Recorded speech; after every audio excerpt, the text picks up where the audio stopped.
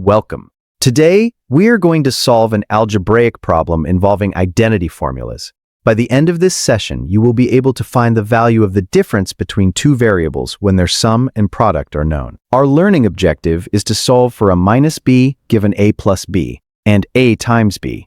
Let's look at the problem statement. If a plus b equals 9m and ab equals 18m squared, what is the value of a minus b? The problem asks us to find the value of a minus b given two pieces of information, the sum, a plus b, and the product, a times b. To start our solution, let's list our given values clearly.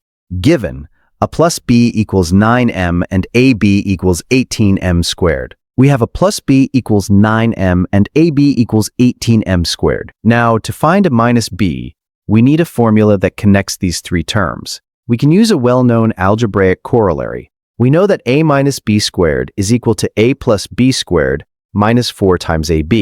This is a standard identity used to transition between the sum and the difference of two terms. Next, we substitute the given values into this formula.